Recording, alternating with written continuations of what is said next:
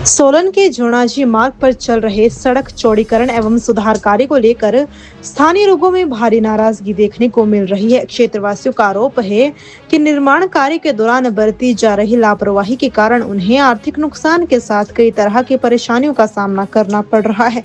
स्थानीय निवासी धर्मेंद्र ठाकुर ने बताया कि सड़क निर्माण के दौरान मार्ग की ऊंचाई काफी बढ़ा दी गई है, जिससे आसपास के मकानों पर खतरा उत्पन्न हो गया है। उनका कहना है कि बारिश का पानी अब सीधे घरों की ओर बह रहा है और कई मकानों की निचली मंजिलों तथा नींव तक पहुंच रहा है। इससे भविष्य में भवनों की सुरक्षा को लेकर भी चिंता बढ़ गई है।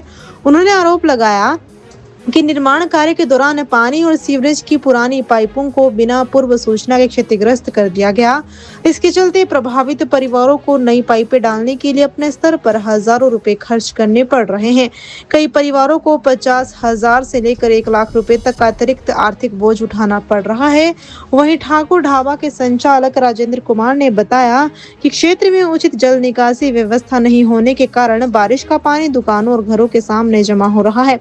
उन्होंने कहा कि हाल की बारिश के दौरान कई स्थानों पर जल भराव की स्थिति बन गई, जिससे लोगों और स्कूली बच्चों को आवाजाही में दिक्कतों का सामना करना पड़ा। स्थानीय लोगों ने प्रशासन और संबंधित विभाग से मानसून शुरू होने से पहले नालियों का निर्माण कार्य पूरा करने, सड़क के ढलान को तकनीकी रूप से दुरुस्त करने और सड़क की ऊंचाई को नियंत्रित रखने की मांग की है। क्षेत्रवासियों का कहना है कि समय रहते समस्या का समाधान नहीं किया गया तो बरसात के मौसम में स्थिति और गंभीर हो सकती है। मेरा नाम राजेंद्र कुमार है जी। यहाँ जोनाजी रोड पे मेरा ढाबा है, ठाकुर ढाबे के नाम से।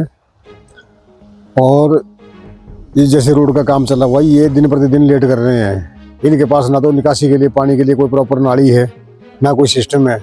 लोगों के घरों में पानी घुस रहा है, लोगों को बहुत दिक्कत आ रही है इसकी वजह से। हमारे को तो कोई दिक्कत नहीं आई, जिनके मकान है यहाँ उनको दिक्कत आई है, जिनके रोड के साथ मकान है। बाकी हमारे को दूर दूर मिट्टी से परेशानी है, धूल मिट्टी। अगर जिसको जल्दी पक्का कर देते हैं, आने जाने वाले लोग हैं, बच्चे हैं स्कूल के, धूल मिट्टी बहुत बुरा लगी है। चलो बनानी तो चाहिए, इनको साथ साथ बनानी चाहिए ना। ये पानी की निकासी इनको प्रॉपर करनी पड़ेगी ताकि लोगों के घरों में पानी ना घुसे। कल लोगों के घरों में पानी घुस गया था यहाँ, नाली ना बढ़ने की वजह से, प्रॉपर निकासी ना होने की वजह से लोगों के घरों में पानी घुस गया था। तो नालियों का काम तो इन लोगों को पहले कर देना चाहिए था, जो रोड का काम कर रहे हैं। लेकिन अब भी अगर इस काम को जल्दी करें, आगे बरसात का मौसम आने वाला है, लोगों को और परेशानी झेलनी पड़ेगी, लोगों को और दिक्कत आएगी। लोगों के मकानों के आगे पानी भर रहा है, तालाब बने हुए, बाहर निकलने की मुश्किल होती है। दुकानों के आगे भी इधर तालाब बना हुआ, आगे जाएंगे तो आगे वहाँ तालाब बने हुए हैं दुकानों के आगे। न दुकान जा सकता है ना दुकानदार जा सकते हैं। जी कि पुराने इस पानी की पूर्व मतलब जो निकासी है वो प्रॉपर तरीके से इसको किया जाए, ढंग से बनाया जाए ताकि लोगों के घरों में पानी ना घुसे। पानी की प्रॉपर निकासी का वो प्रावधान किया जाए।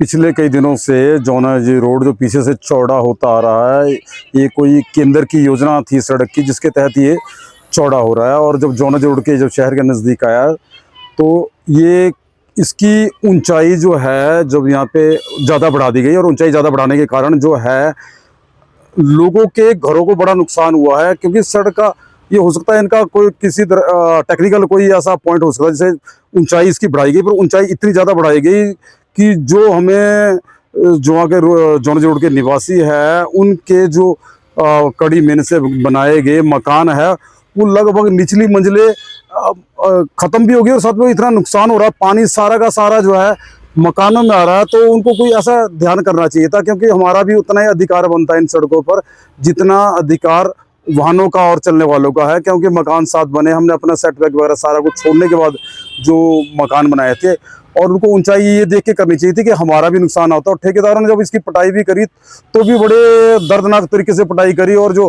पुरानी हमारी पानी की पाइपें, सीवरेज पाइपें थी, उनको हम स्वयं भी हमें खड़े रहते बिना हमें बताए पट के किनारे कर दिए। और लगभग सभी जितने भी नीचे निवासी रह रहे हैं, हर का लगभग का मेरे ख्याल से 50,000 से 40,000 और 1 लाख रुपए तक का ये अनुमानित जो है नुकसान हो गया, जो हमें दोबारा करना पड़ रहा है।